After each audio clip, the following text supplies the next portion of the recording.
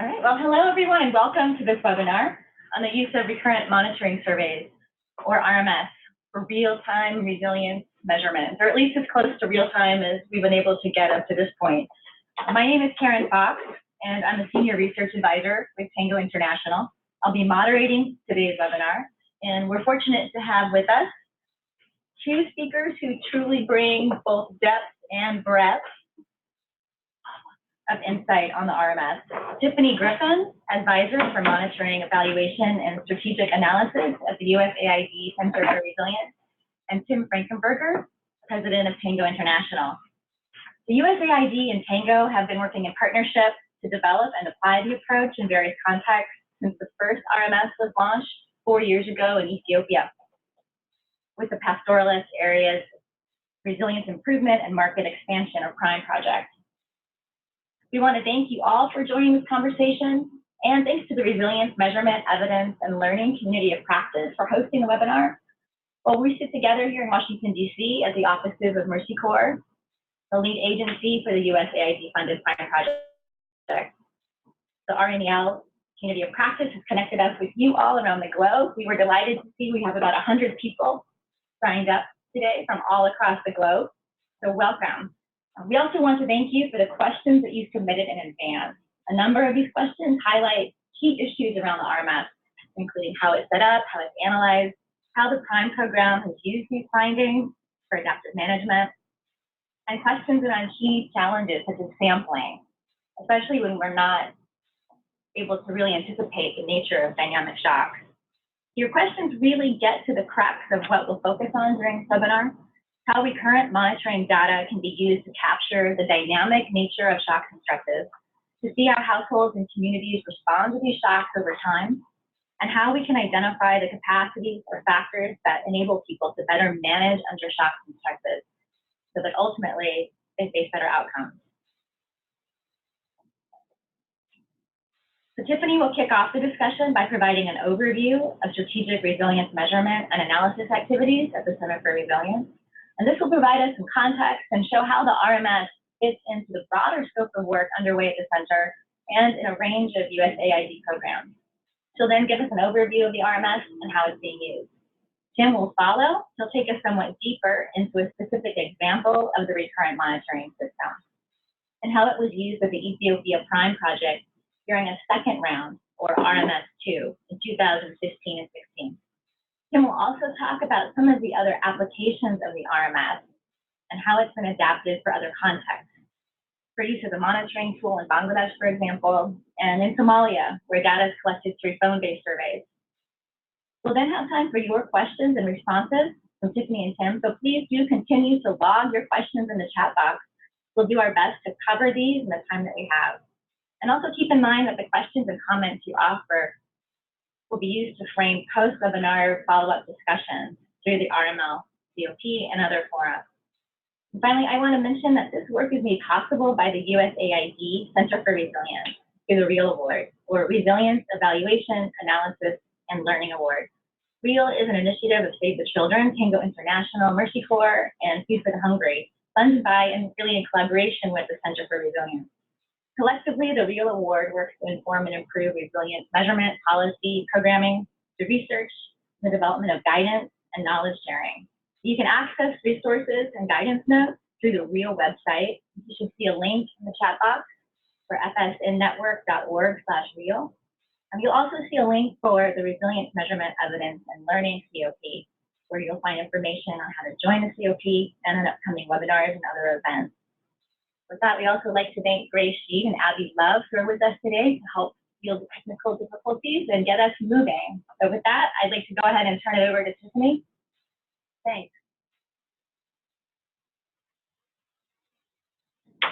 Good morning, everyone. My name is Tiffany Griffin, and thank you, Karen, for that introduction. I lead the measurement and analysis work for the Center for Resilience at USAID.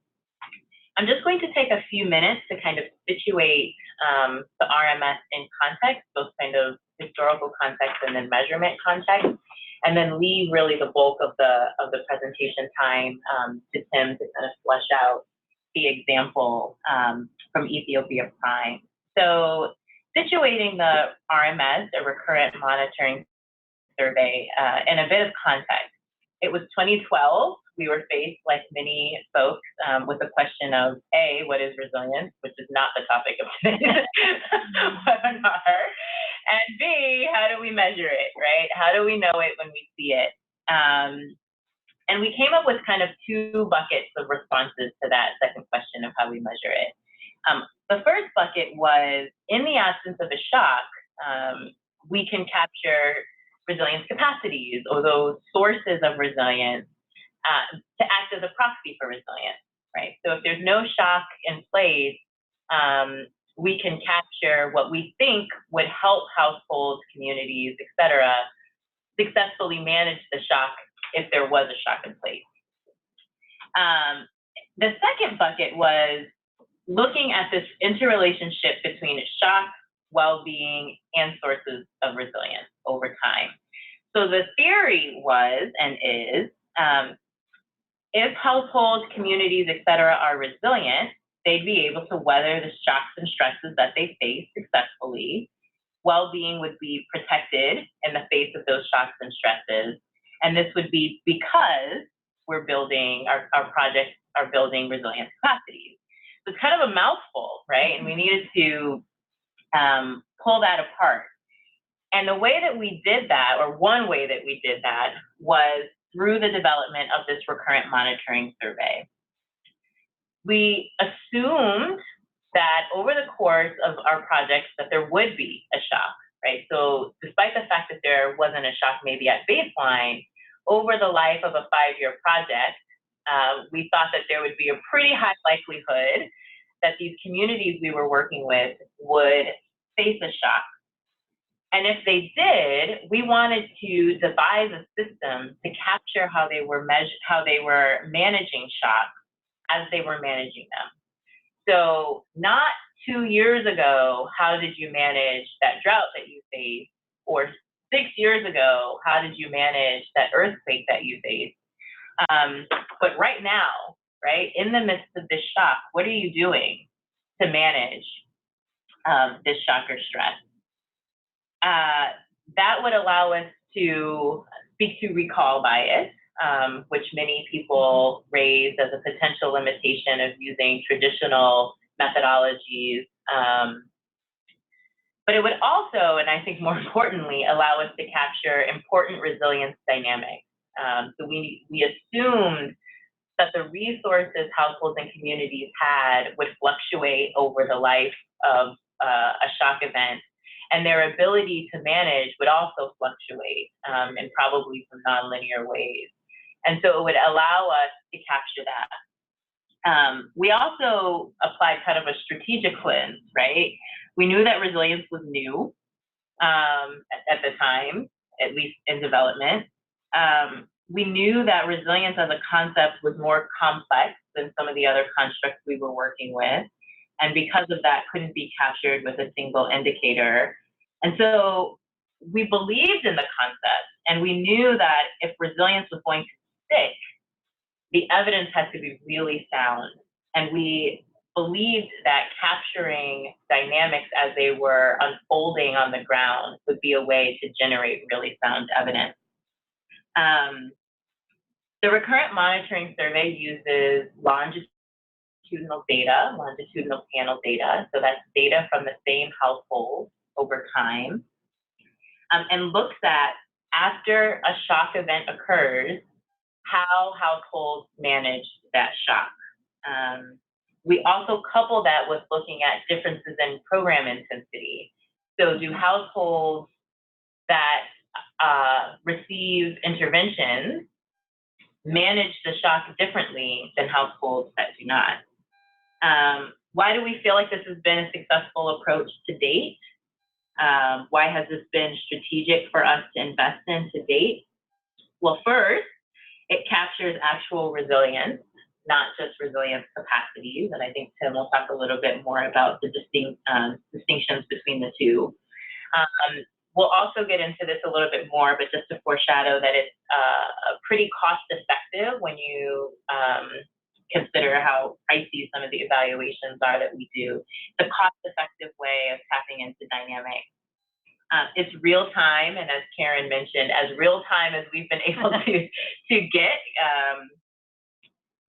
It also is a really strong way of capturing the downstream effects of shock. So we've talked in a few different fora around the fact that shock events rarely occur in isolation of other shocks, and then shock events can also spark additional shocks and stresses once they do occur, and this methodology allows us to capture that. It also allows us to capture the efficacy of not just our project interventions, but other interventions like humanitarian assistance interventions. And importantly, it allows us to capture what happens to capacities over time. Certain capacities become depleted over time, while others stay pretty stable, and that depends on kind of what the capacity is and the population group. And very importantly, you do not have to wait till the end of a project to learn how your interventions are impacting folks' lives on the ground, which is very promising for adaptive management. So the recurrent monitoring system is not the answer to everything, but it has been extremely effective at showing dynamics and capturing real-time resilience. Where we're going in the future, we'll talk about this at length in a bit, but again, just to foreshadow, we've applied it to other geographies, populations of shock. We're using it to capture constellations of idiosyncratic shocks, so shocks that specific households are facing and not that impact whole communities. So kind of this chronic stress application. And then Tim will talk a little bit about mobile data collection and very fragile context, in this instance, Somalia. And I hope that in the future we'll kind of expand that bucket of mobile data collection work to assess different types of questions, so psychosocial states as they intersect with shocks and stresses, and then also the experience and responses to conflict or violence. So I'll stop there and turn it over to Tim. Thank you. Okay, so thanks, Tiffany. That was a great introduction.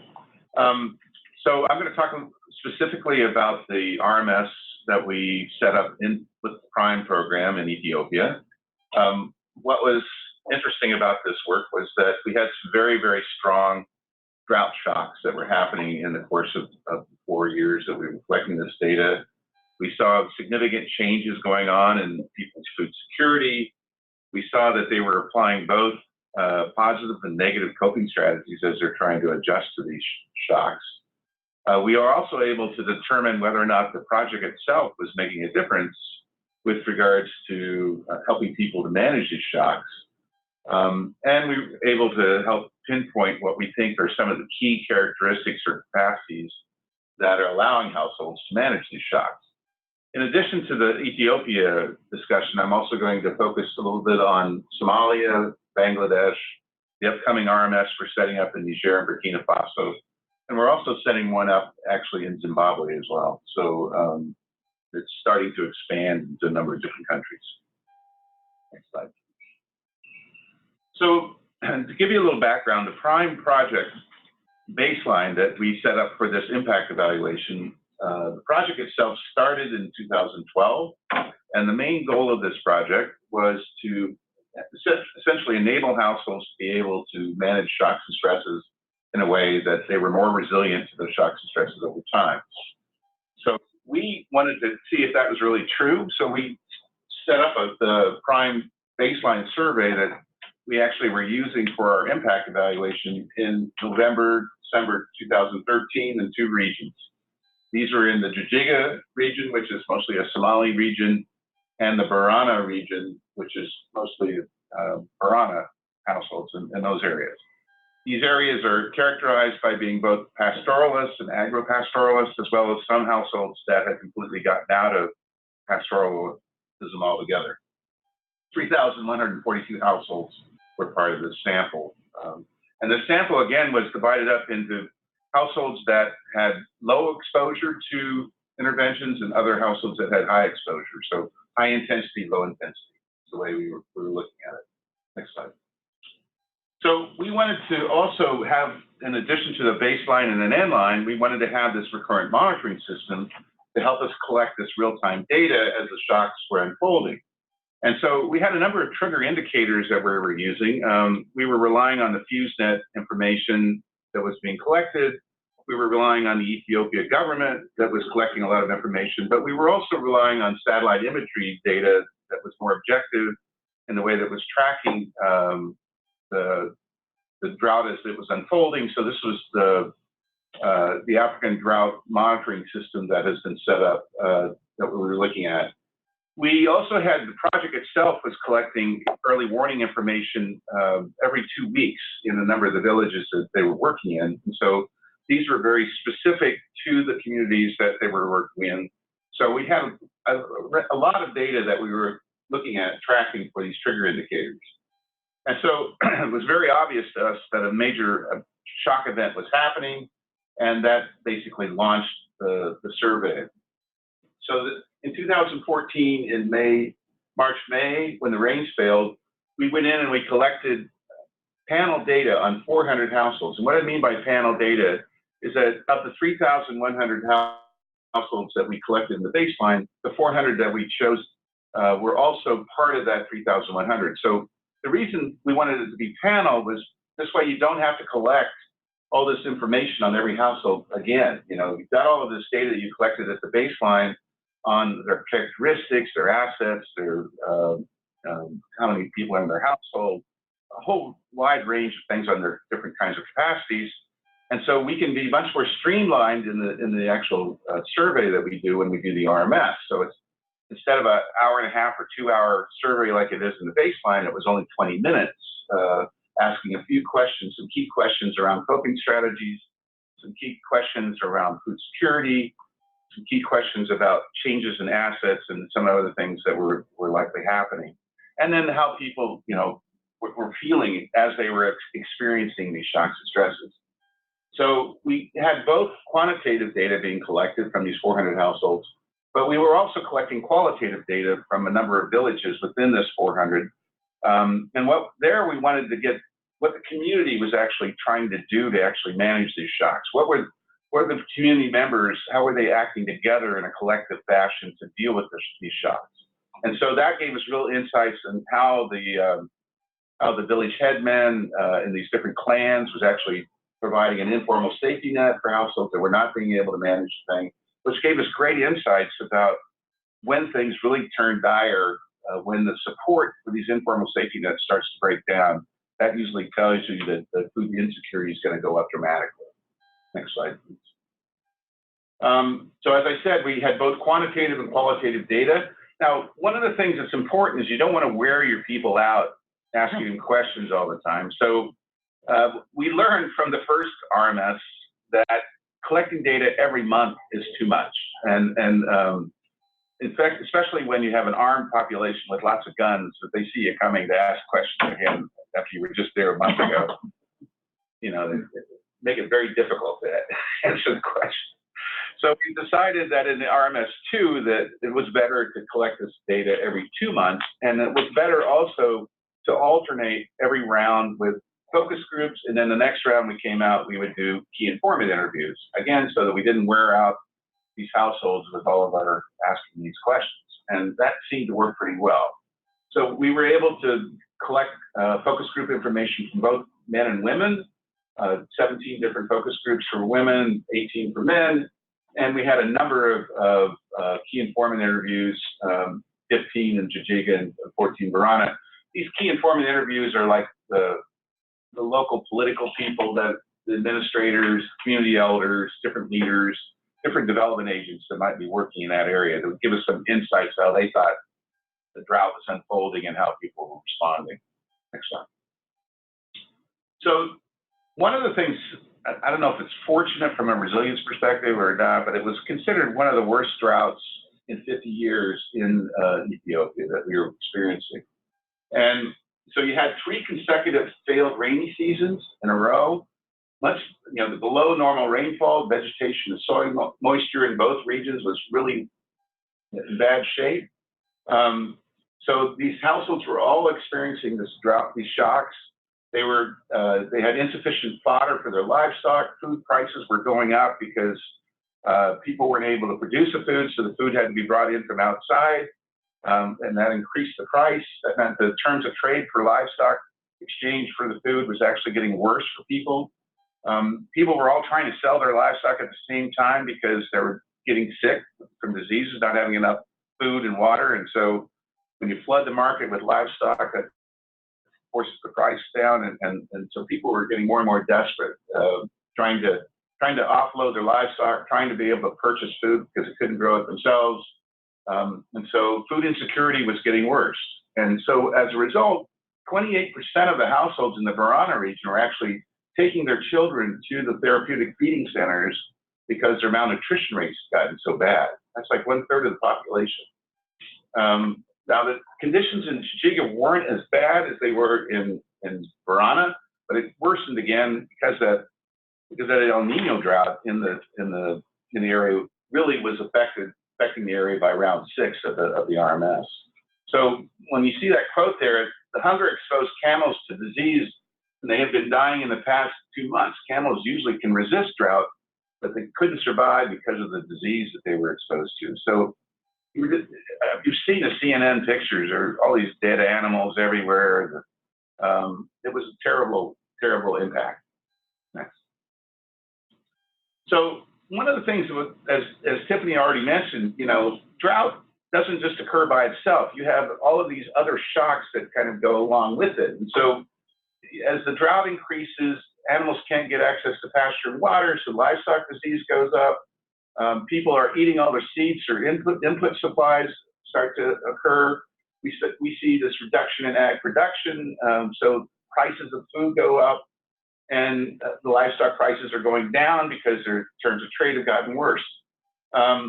Now, one of the things that we also see is that excess rain, a lot of people don't realize this, but when you have a drought and you have this serious problem, oftentimes we'll have flooding that occurs in those same areas. And it's because all of the vegetation has died, and you have really hard pan soils, and those things are natural for floods. And so people can be experiencing a drought and a flood even in the same year, which again happened in these areas. So what was interesting is that we see this intercorrelation between the shock categories, that the drought, the ag livestock problems, the economic problems, and as people were having more and more trouble being able to find fodder and water for their animals, they start moving into other ethnic groups' areas, and so the conflict actually started going up. And so over the course of the RMS, we saw an increase in conflict by 20% in these areas. So these downstream effects are important to capture. And it's kind of like if you only caught the drought and you didn't actually look at all the other things that were going on, you would see this compounding effect that people are trying to adapt to. That's a serious problem. Next. So essentially, households that were experiencing all of this stuff, they were experiencing 4 to 6 different shocks in these areas. And so what we have found was that the agropastoralists were the ones that were affected most by this shock. They lost their crops and they're losing their animals, so they were the ones that were the most vulnerable in this area. Now, the ones that were more pastoralists, they were moving their animals out of the area, trying to get to a different place. They weren't kind of tied down to the land like the agropastoralists were. And so, so these crops that were being grown, as people were essentially, once they lost their oxen that were being used for plowing, it made it more difficult to actually produce crops in the future. So you had this double whammy. Your animals are dying, you can't plow, and then you can't plow enough, so you don't produce enough. And so the next year, you're actually worse off again. Okay. So with regards to food security, the thing I want to say that's important in an RMS is that you need a very sensitive food security indicator, one that will fluctuate as conditions change. And the household food security access scale, household food insecurity access scale, is the one that we used, and we found it to be very sensitive to these changes over time.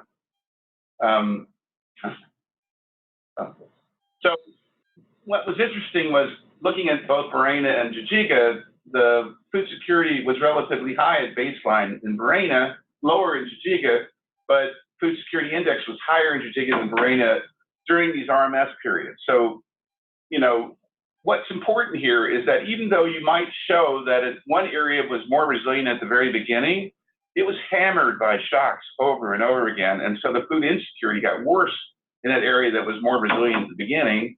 And the shocks were less severe in Jijiga at the beginning, but they got worse by the time that the RMS finished. And so it's this dynamic nature of how these areas get impacted and where they start up and where they end up is really important to take into account. Next. So these households, so we saw about half of the households were able to get back to where they were pre-food security or better, but households in the Jijiga area started out much lower in their access to food security, and so it was they were much higher in Borena.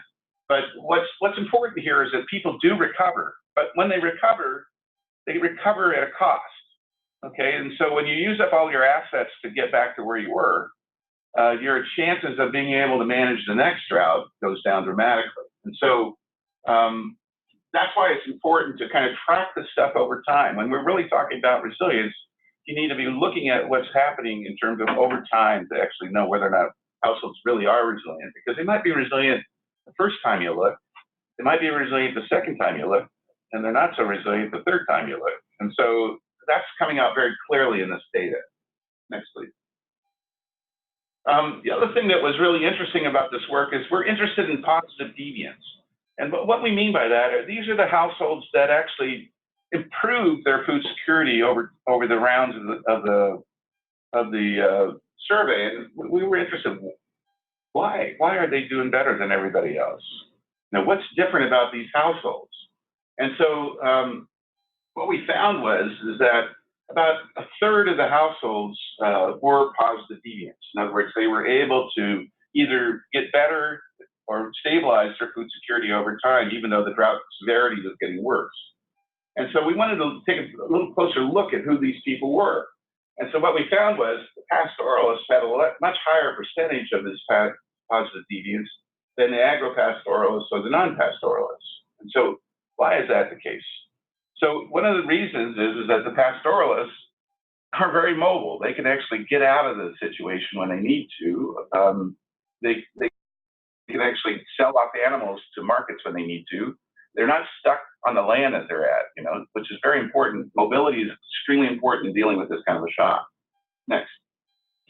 So when we looked at the data, reducing food consumption was the most common coping strategy that people use. In other words, you cut down on what you eat, or you change what you eat. They were disposing of assets. They were selling livestock. They were pursuing financial strategies, so they were purchasing food on credit at high interest rates, or they were drawing down on their savings. They were relying on assistance from others. This is where the social capital is really important. They were also diversifying income sources if they could, not always a possibility, but they tried.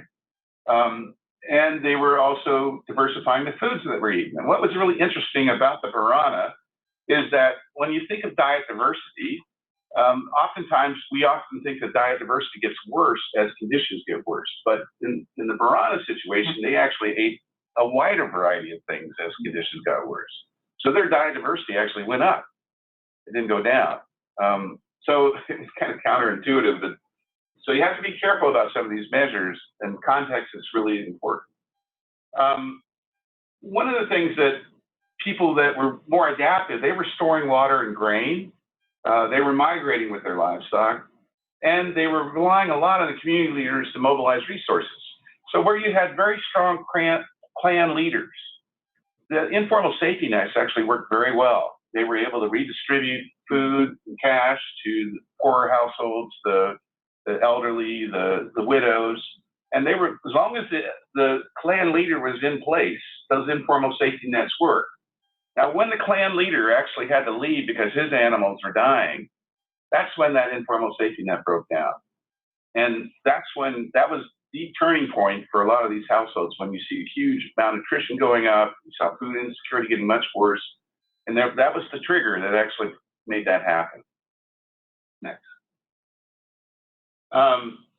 So the other thing that's really important about looking at several rounds of this RMS is that the coping strategies the people were using and relying on during the first RMS, they kind of used up those coping strategies by the second round.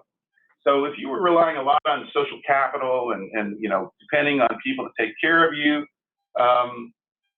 you can't keep turning those people over time, especially if you kind of used up all your social capital. So these are finite resources that get used up.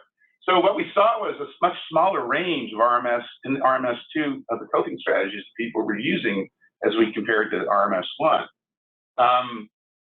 The other thing that the positive deviants that were really successful were able to rely on non-relatives to help them out.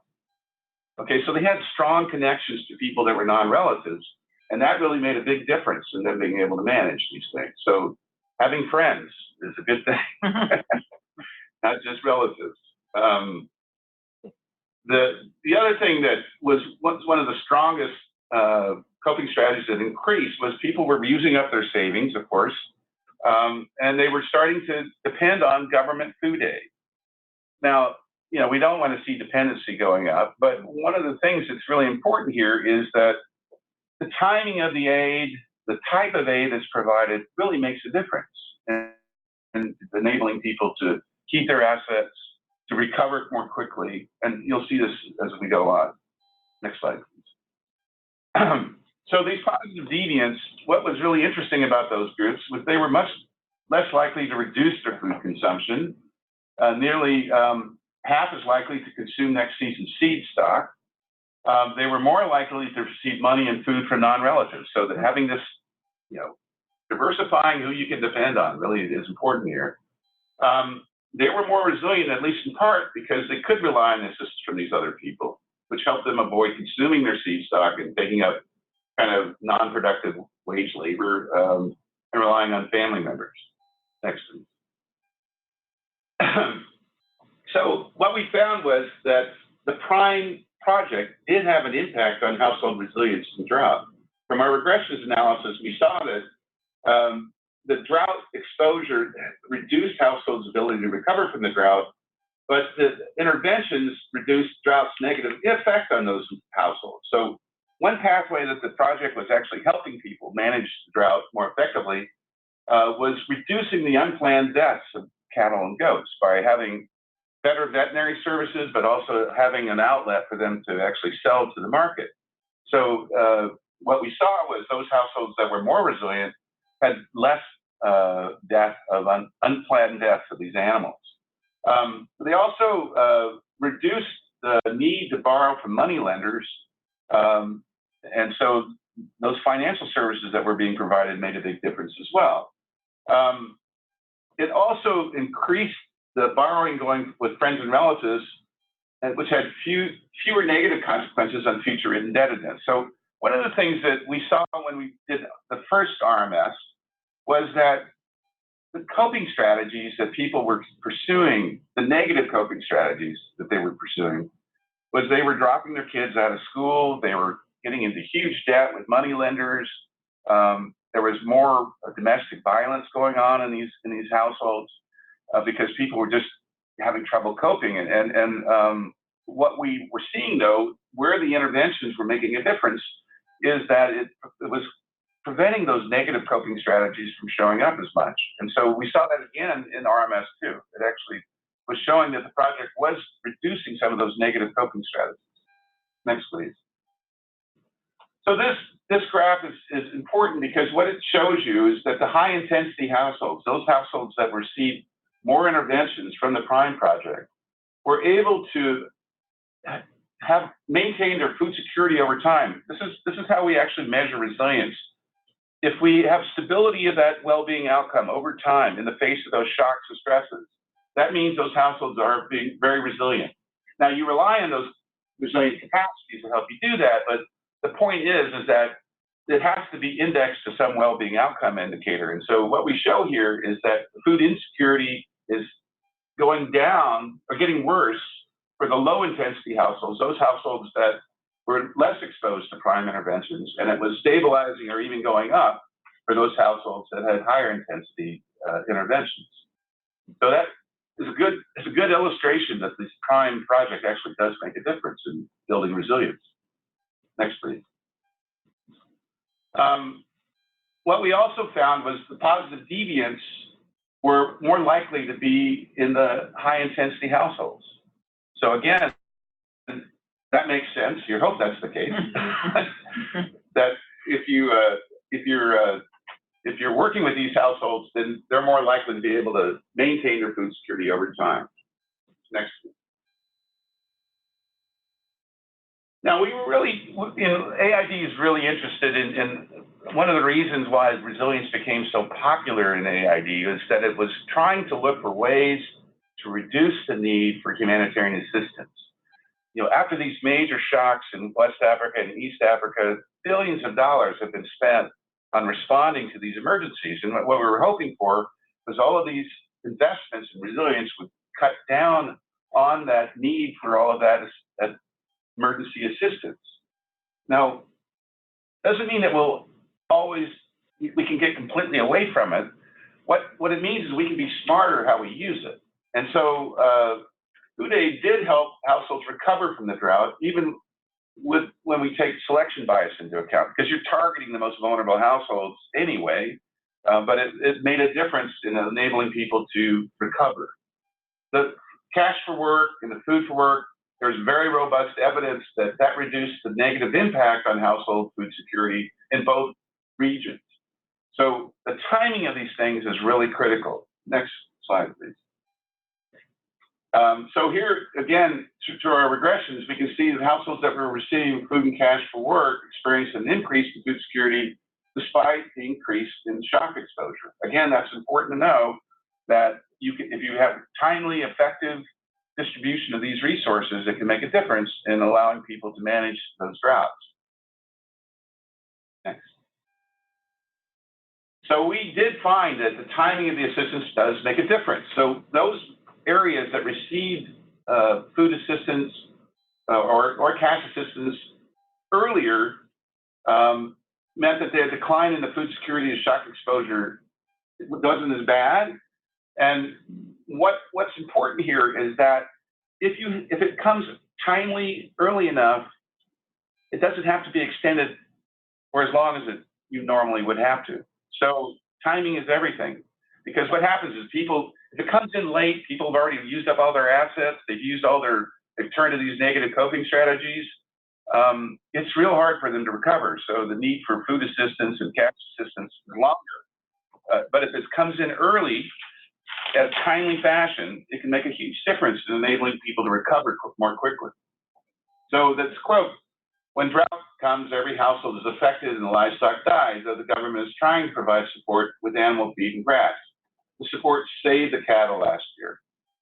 So timely assistance, whether it's in kind, cash, or food, can make a difference. Next.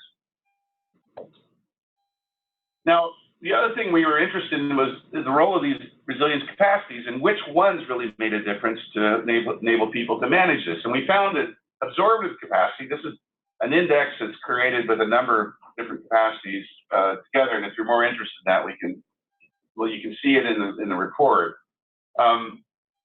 Absorptive capacity really made a difference in allowing people to manage these shocks and stresses, but a number of other capacities made a difference. So how many assets you own, whether you had strong bonding social capital, whether you had good access to markets, whether you had communal natural resources, whether you were engaged in disaster risk reduction, whether you had access to formal social protection at the community level. All of these made a difference. Now, what was interesting about the PRIME project is that it was investing in several of these capacities as part of the project. So it was trying very hard to increase people's assets.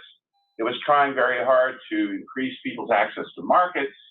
It had a lot of effort going into trying to manage natural resources more effectively. It had a lot of disaster risk reduction strategies that were going on, but it also tried to make sure that through its crisis modifiers that social protection was being provided in a timely fashion as well. So all of these things that were showing up as being important were things that the PRIME project was actually trying to do. Next, please. So what does this mean in terms of program implications? So one of the things that's important is that resilience can't be dealt with as a single intervention. You need a very comprehensive multi-sector programming approach to enable people to build up these different kinds of capacities to help them manage. And recognizing that you have this downstream effects of the drought, you know, economic shocks, the disease shocks, the conflict shocks, all of these things may require different kinds of capacities to manage those shocks. So that's why you need to have comprehensive, layered, sequenced, and integrated type interventions. The other thing that's important is when we talk about resilience, it doesn't mean that we're trying to eliminate social protection. Social protection is part of building resilience. And so the timing of that social protection, whether it's food or cash, makes a huge difference if we're trying to recover from droughts and trying to prevent people from getting worse off. Asset creation and access to financial services really makes a difference as well. It helps you diversify your income opportunities. It allows you to stay away from getting into debt with these loan sharks out there. It also allows you to protect your livestock from unplanned deaths by having access to markets, by making sure that you have good vet services to prevent people from having all their animals die. All of these things, water provision and anticipating when you need this water and how to make sure it's available during the right season is all important. Next, please. So these access to financial services and access to markets are going to be critical for diversifying livelihoods in these areas. And our other work that we've been doing with other studies in the areas reinforces that. Human capital, this is not the skills and the education people have also make a big difference in allowing people to diversify and having access to good information so that people can make critical decisions when they need to. Good early warning information, good market information really allows them to diversify effectively. Pastoralists appear to be more resilient, but we have to recognize that the way governments are operating in these areas, they're putting the squeeze on pastoralists, particularly on their mobility. So it's going to be harder and harder for them to actually be as mobile as they have been in the past. So that's why diversifying these income opportunities is going to be critical, especially for the youth as they move out of pastoralism and into urban areas for jobs. Social capital is going to continue to show up over and over again as a very important positive impact on resilience. Now, we build social capital every time we have group formation, so that when we have a savings group for one function, that savings group might actually engage in other kinds of collective action, managing natural resources or accessing markets. The other thing that happens is when we have natural resource management committees or pasture management groups or livestock marketing groups, again, because they get used to working with each other, they engage in other kinds of collective action that can make a difference in managing these shocks better. So what we need to do in our M&E system is track the other functions that these groups might actually play rather than just the one that we created it for. So yeah, it might be a successful savings group, but it's actually doing other things that we should be tracking as well, because that social capital is critical for managing these shocks and stresses. Next, please. So the other thing that's important, even if we find when we do these kinds of analyses that certain capacities show up as really important at the beginning, after another year of shocks, those things might actually get used up. And so that's why it's so important to have other capacities that people can turn to when they're trying to manage these shocks. So they might have used up their social capital in the beginning, and now they don't have access to it in year 2 like they did before. Now, what was interesting when I was talking to people in Nepal about how they were responding to the earthquake, they said some very similar things, that they were using up their social capital in the beginning, and then they couldn't turn to that 6 months or 8 months later when they were waiting for the government to actually finally respond. And so they had to rely on other kinds of capacities that they had to be able to manage. Again, to re-emphasize, it's important to have good triggers that tell you when you need to release food or cash transfers to enable these households to manage. And so the earlier the receipt of these transfers can lead to early recovery, but it needs to be based on context-specific triggers. As I said before, I mentioned that when the clan leaders left those villages, that was a very important context-specific indicator that told you that that village was going to be in big trouble after that. Hazard insurance and disaster risk reduction also show up as very important. We don't have a lot of hazard insurance in this area, but it does show up as an important intervention that has promise for enabling these households to manage. Next, please. Now, that's it for Prime. Now I'm going to talk a little bit about the RMS that we set up in Somalia. In Somalia, we also carried out a baseline, and on the basis of that baseline, which was done in 2016, we were able to do 3 rounds of the RMS, one in May 2017, one in July, August 2017, and one in November, December 2017. And what was unique about this is we were able to use mobile phones as the way that we were collecting the data, because as we know, during this time period there was a lot of famine going on in that area, and it just seemed like it was better rather than going in and trying to serve these villages, that if people had access to cell phones, it was good. And what we found was 80% of the households that we actually surveyed in the baseline actually had cell phones, and we had their phone numbers. And so we were able to draw a sample from that, and we're interviewing those households by phone with a much smaller questionnaire.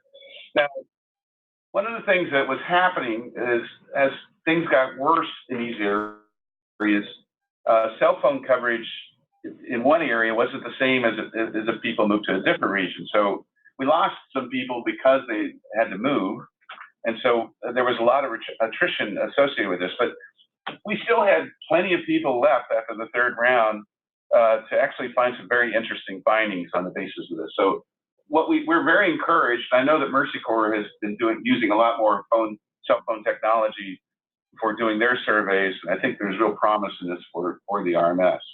Next, please. We're also doing an RMS type survey in Bangladesh. We've adapted it there because what's happening there, those of you who have worked in Bangladesh know that Bangladesh is nailed by floods or one shock after another every year. And so you don't have to wait very long for a shock to hit. So we've been trying to track whether or not the project, the Shahardo project, which is being implemented by CARE, is actually having a positive effect on the program beneficiaries with regards to contributing to resilience capacities. So we've done several rounds now, and it's looking very interesting because the flood hit right as we were doing the first round, and so we can actually see how they managed on the 2nd round of that one. So we're just getting the analysis in right now. So that's going to be important. Next, please. We're also setting up these RMSs in the Sahel in Niger and Burkina Faso. What's interesting about that one is that Burkina Faso actually did have a shock going on this year, and so we're setting up to respond there. But Niger didn't really have one single shock that hit. So what we're interested in is how are all these idiosyncratic things that are happening to households affecting their ability to manage? And so, because we know that the food insecurity has gotten worse among these households in Niger, but we can't point to one large covariant shock that hit. So we're trying to set this up so we can actually look at both phenomena at the same time. How are people managing these idiosyncratic shocks in Niger? How are they dealing with this more covariant shock in Burkina? The other thing that we're doing is we're setting up another RMS in Zimbabwe, working closely with the Food for Peace office there. And that we just completed the baseline data collection that has a large resilience module in it. And now we're going to start setting up 3 rounds of RMSs after that. So I think I'll stop there. Okay, thanks, Tim, and thanks to all of you who've been sending in your questions. I think this definitely gives us a good jumping off point for a good discussion, having had the general overview of how the RMS is being rolled out at AID.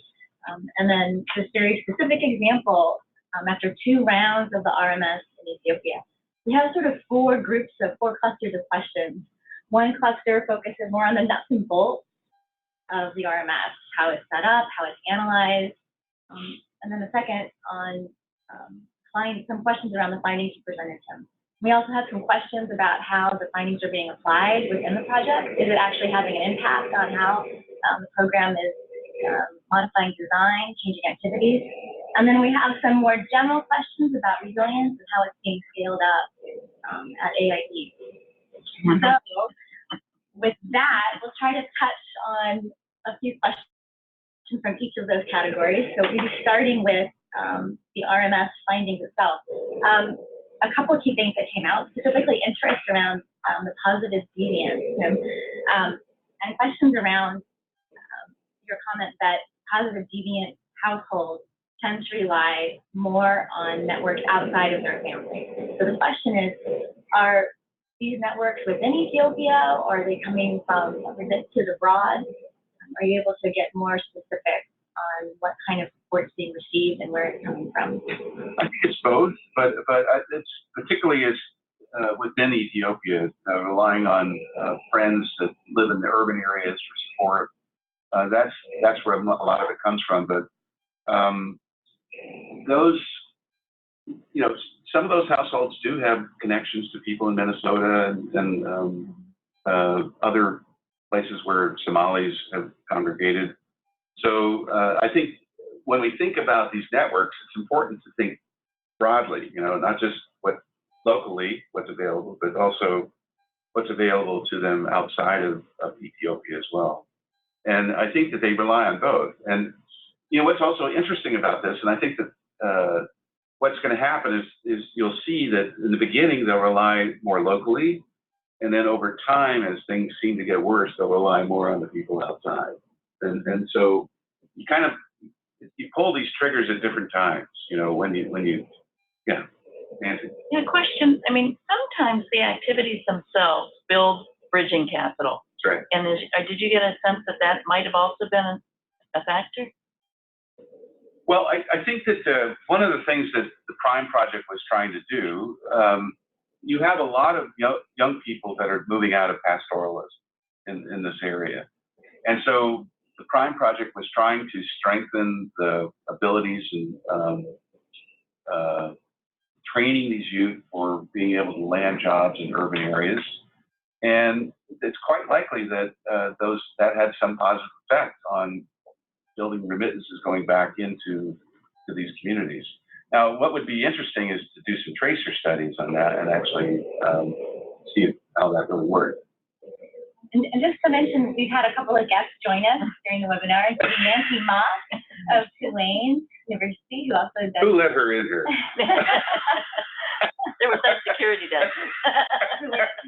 Nancy works really closely with the Real Award and TANGO International and Partners for Real, and also John Kurt, who's here from Versicor.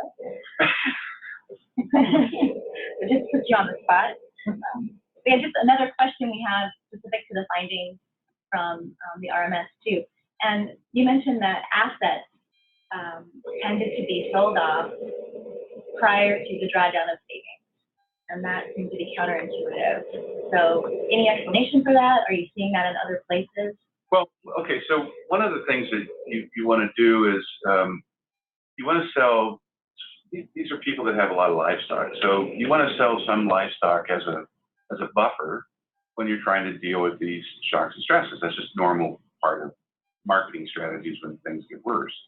Now, if all of your animals die off, or they are hit by disease and you can't have an opportunity to sell them off, then of course you got to draw down on your savings. But I think just kind of having some offtake of livestock is a normal pattern that you'll see among pastoralists, and that's important management of these drought conditions. I know some specific questions around the design of the RMS itself and the implementation of that, as well as the analysis. And this goes to both you and Tiffany. First off, just the process of identifying what questions are going to be asked. You said you were able to, because it's linked to the baseline study, get that RMS survey down to a 20-minute interaction. So what was the process of identifying those key indicators? Okay, I can speak first, and then you can talk. One of the things that the Center for Resilience and the partners that are in the REAL project we try to do every time is we try to have a good protocol laid out of how we're going to actually carry out the surveys. And in that protocol, we're very clear about the research questions that we're trying to answer. And those research questions then align to certain questions that are in your questionnaire or certain questions that are in your qualitative topical outline that you're hoping that you can answer on that basis. So we're very, very focused on trying to answer certain key questions. And so that's what drives the design of the questionnaire and also drives the analysis as well. Because your whole analysis plan is also based around those research questions. Yeah, I'd just add, it's this dance between kind of practicality and being completely exhaustive, right? So on a basic level, you want to include measures that tap into shock exposure and how that changes over time, capacities and coping, and then well-being.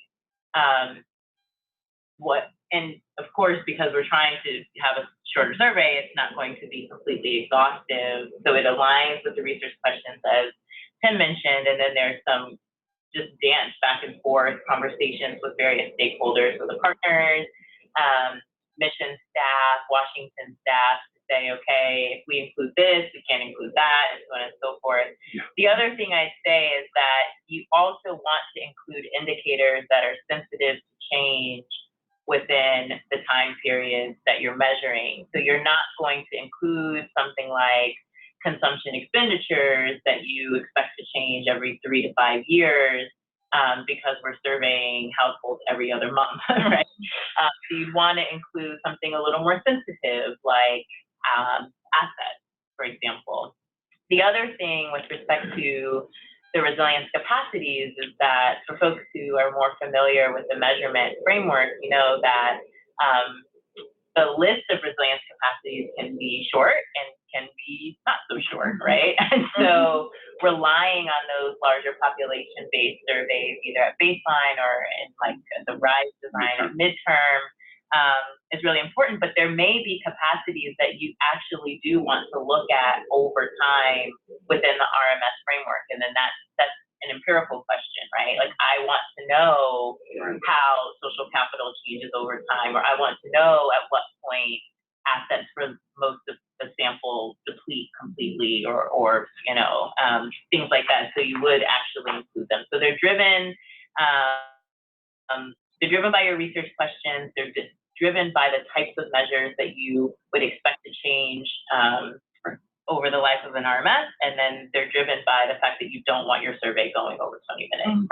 So at some point you just stop saying yes. I think an important thing to take into consideration here is that, as Tiffany said, you have this baseline, and if you carry out a midterm, that has a very detailed set of questions around these kinds of capacities. You don't need to ask all those questions again if you're doing the RMS the next year. So that's why it's panel data. You can actually line up all of the capacities that you already have on that household, so you can still use that information for the analysis, but you don't need another replication of that survey again.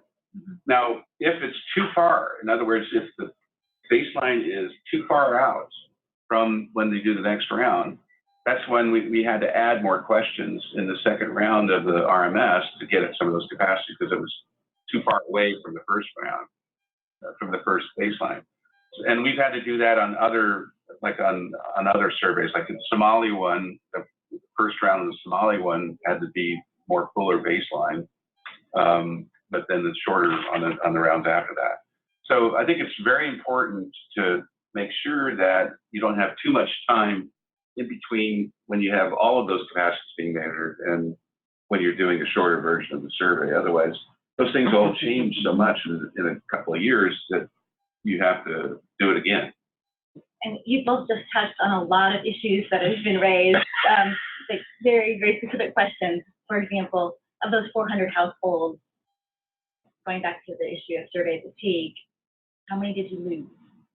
You know, we built in you build in these attrition rates in your survey. And so, you know, that's always one of the issues around panel data is, can you, especially if it's pastoralists, can you really find these people later when you're looking for them?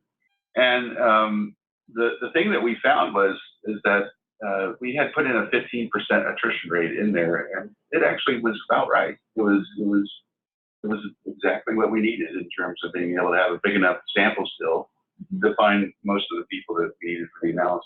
So I think you guessed right on that one. Okay. Good to know. Also, several questions also around the timing and the frequency and the duration of the RMS, which you've spoken to. But, you know, questions around, you mentioned once a month is too much, once every 2 months in that setting in Ethiopia tended to be a better approach.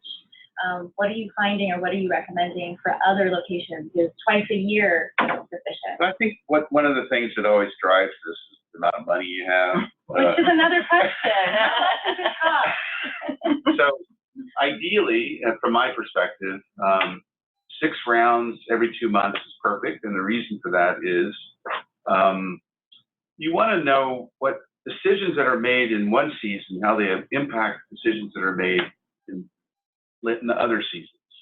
So what you actually do in the rainy season has an effect on what happens in the dry season. What decisions you make in the dry season can have an effect on the next rainy season that comes up. So, you know, seeing how these things are connected and how decisions you make now have an impact on what decisions you can make later, that's all important to track over a whole year. And that's why we do that. We want to see what the seasonal dimension is and how that affects these decisions. Now, not everybody has the luxury of being able to do that, and these aren't that expensive, by the way. We are just setting one up now in Niger and Burkina, and it's around 130,000 to fund one of these over the year, 1 year. It can be drastically cut by mobile phone surveys. Exactly. In fact, it was a lot cheaper to do it in Somalia because of the mobile phones. You don't need a big research team going out there and collecting data. And the other thing you can do with mobile phones is if you need, for some reason, to explore an issue between rounds, you can do that fairly easily. You can use it as a light touch tool. Yeah. Right. So I think, you know, and we're trying to adapt them for different situations. So, you know, every 3 months, every 6 months. The disadvantage of doing it fewer times is that there might have been something really critical that happened in that 6-month period that you missed. But you know, we can't always have all the money you need in the world, so you have to adapt. But we still think collecting data more than once, several times, really makes a difference in trying to understand the dynamic nature of resilience. And that's the key here, is to recognize that people are adapting as they go, and decisions that they're making. You know, it's not just the fact that you have all these capacities that you can rely on, it's actually the decisions you make with those capacities. We've actually been really interested, and that's where this Positivedeviance study came in. We were really interested if you had households that had exactly the same capacities, but they made different decisions, different responses. How did that affect what happened to them? You know, and it's very interesting. You know, some people decide that they're going to send a kid to the urban area.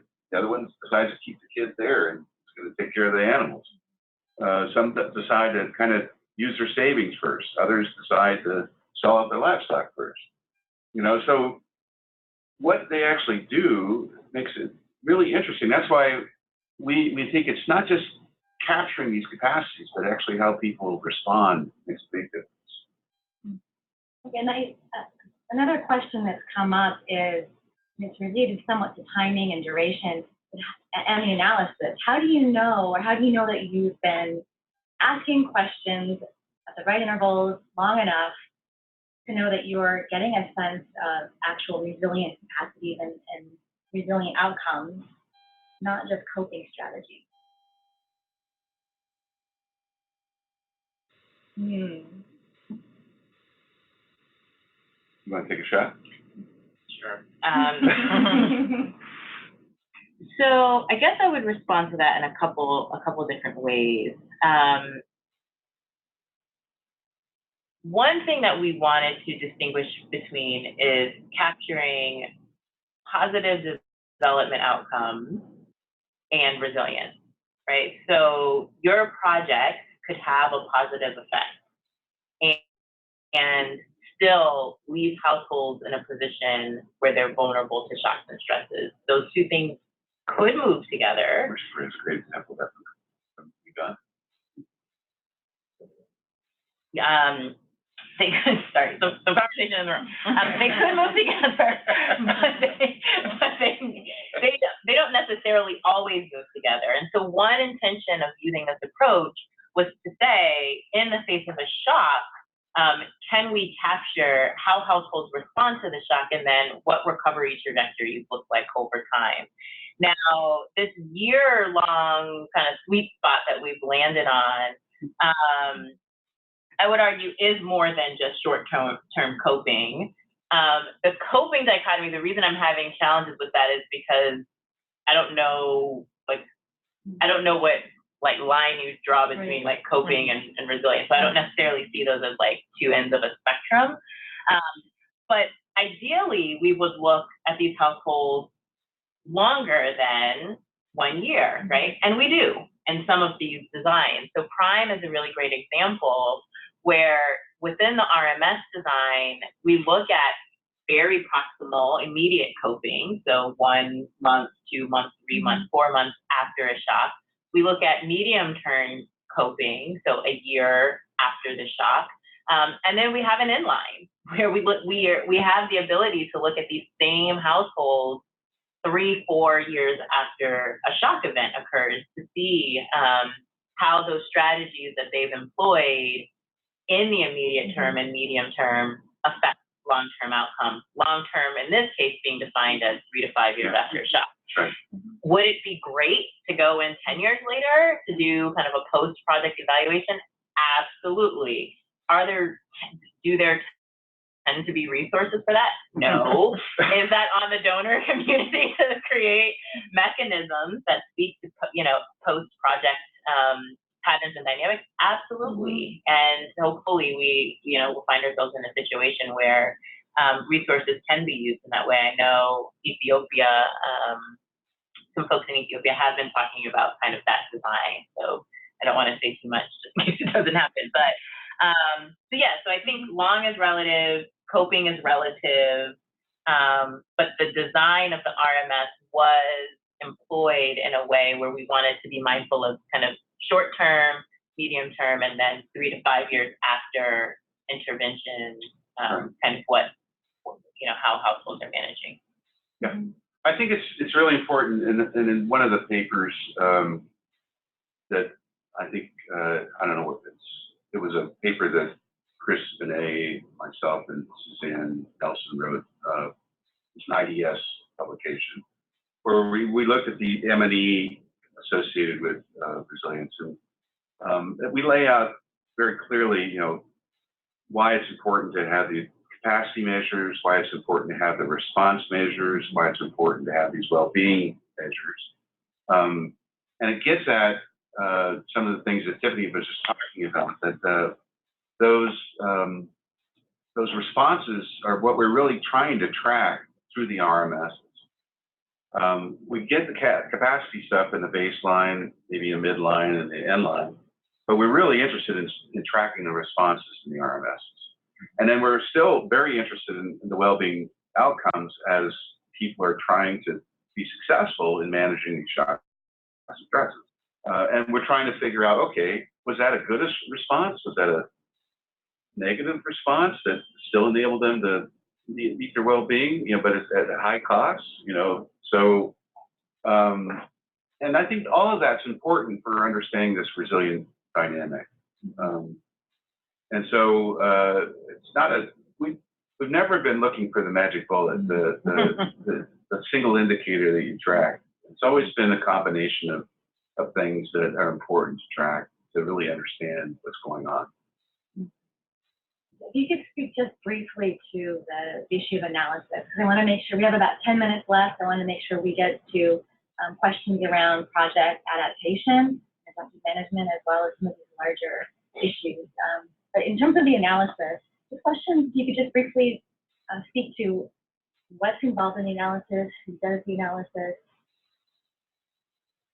Well, oftentimes you want to have a couple of fairly good quantitative people on your team that understand regressions, understand you know, how to take research questions and actually figure out the right methodology for answering that research question. And same, you want good qualitative analysts too, because the qualitative people need to be able to capture insights that are coming from the qualitative data that help you interpret the quantitative data better. Now, one of the things that we do is we do descriptive analysis, and then we do more of the complicated stuff. And it's important that one of the things people always underestimate is how much time it takes to do this. It takes months to do this kind of analysis. And so some people get kind of impatient. Boy, you did that study a long time ago, and you still haven't got the report out. What the heck is going on? You know, it's not like people are sleeping at the wheel or only working an hour a day. They're working night and day trying to get the analysis done.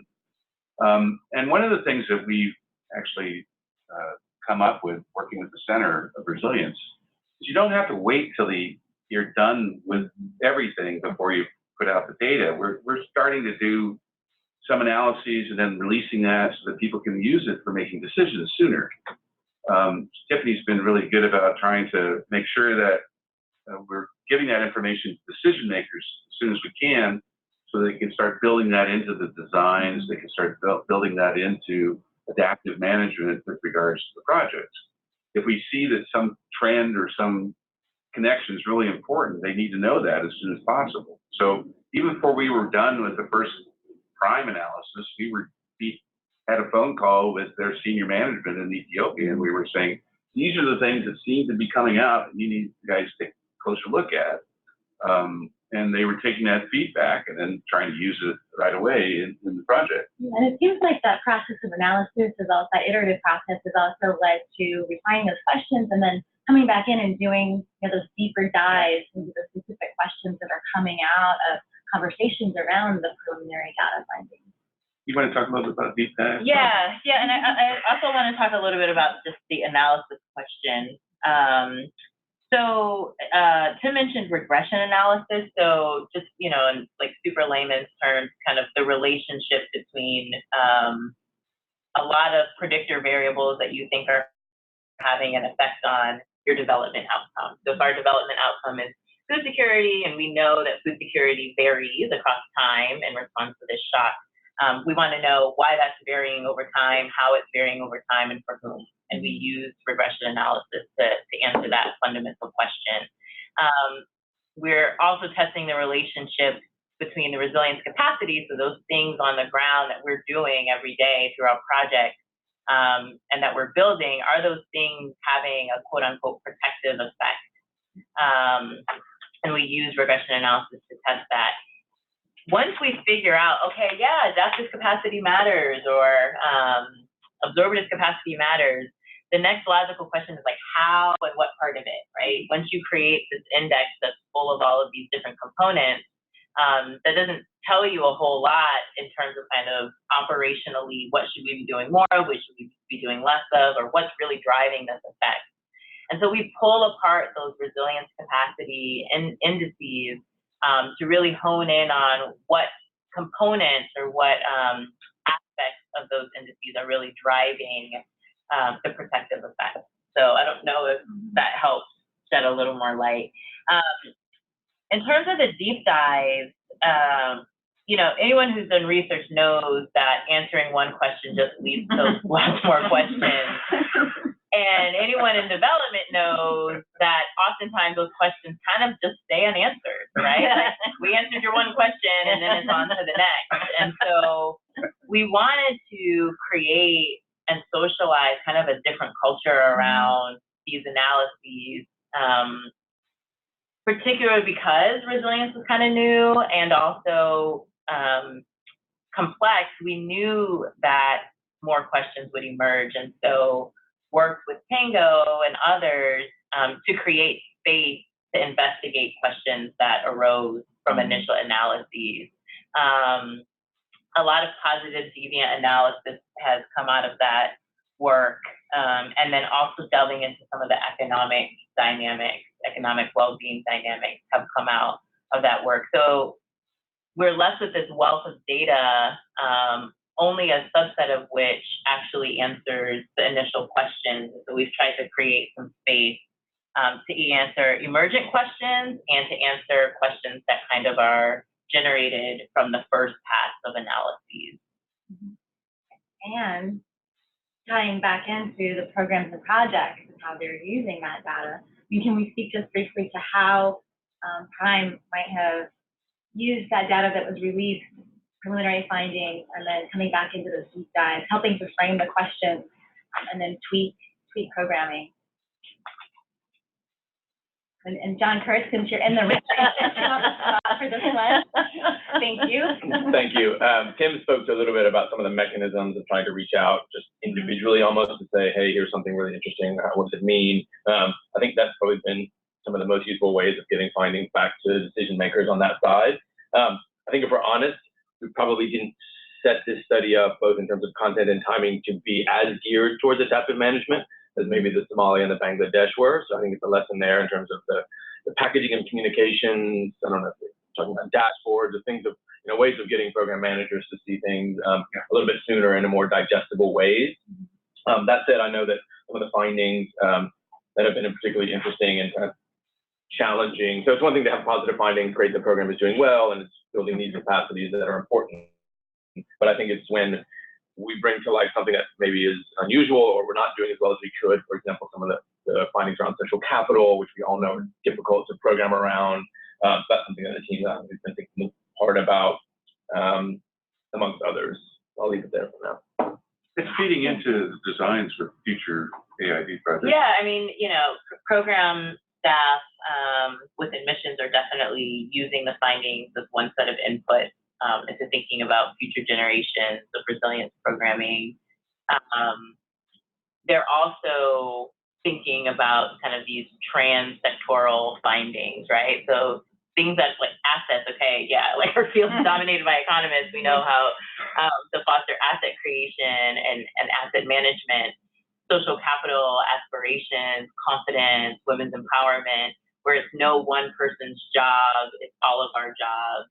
/ none of our jobs to actually see this come to fruition has been very challenging, and it's why we've talked about kind of almost having like a translation interlocutor, someone who knows the program space and someone who knows the research space to help translate some of these either counterintuitive or non-sectoral findings into something that's deliberately actionable and not a byproduct, right? So oftentimes with social capital, for instance, it will manifest as a result of a different type of programming. So savings or financial inclusion work that happens to also have this other positive impact.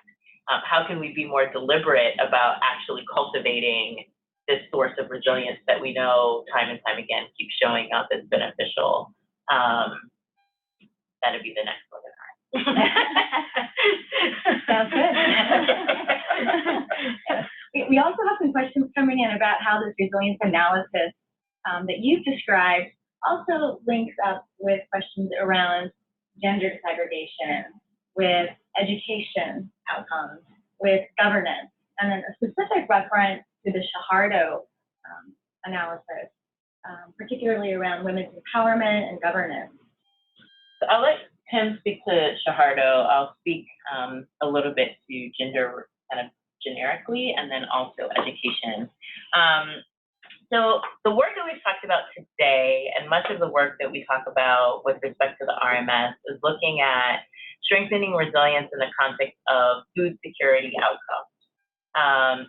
Using that model of food security as your development outcome, education often plays a role in, as a key capacity that helps protect individuals and households maintain their food security in the face of shock.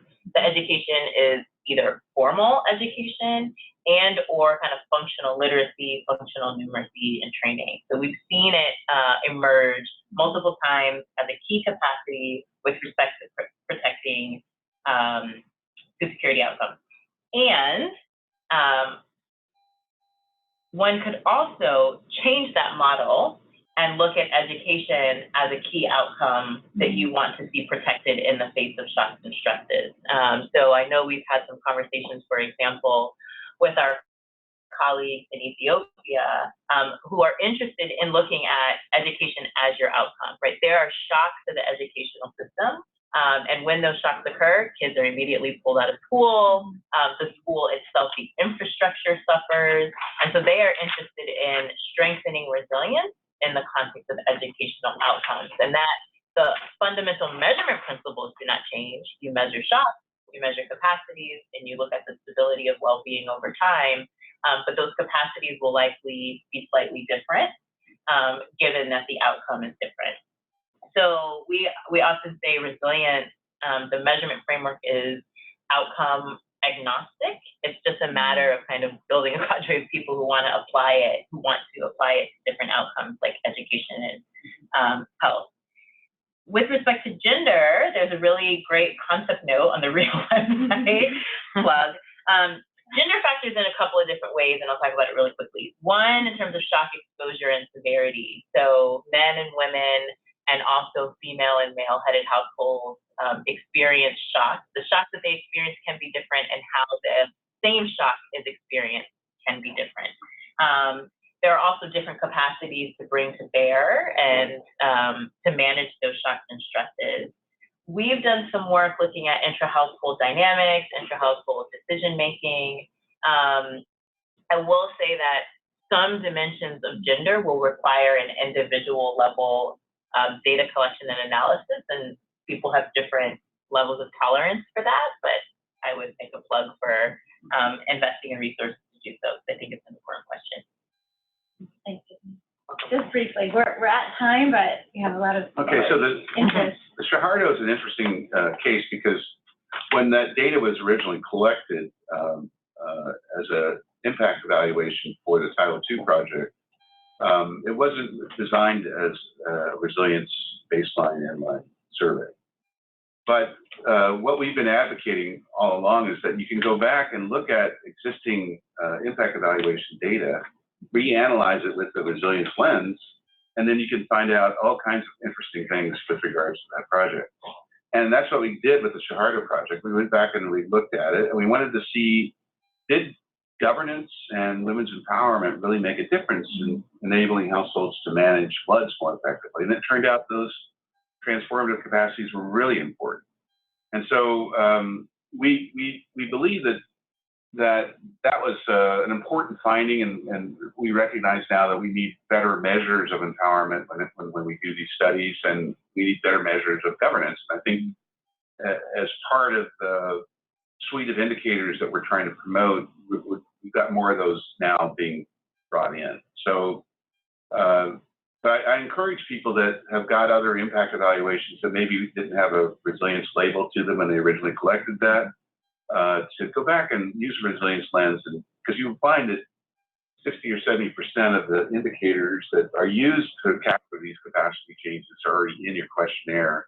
It's just a matter of reanalyzing it, using a different approach, and then you might actually find some really interesting findings as a result. Well, we really thank you for the presentations, and all of you online for the questions that you submitted. I think it's been a pretty stimulating discussion with a lot of interesting findings. we've been able to talk about where we've been with the RMS and to some extent touch on where we might be going, one of which is this reanalysis of these impact evaluations. But I guess just to close, one final thought.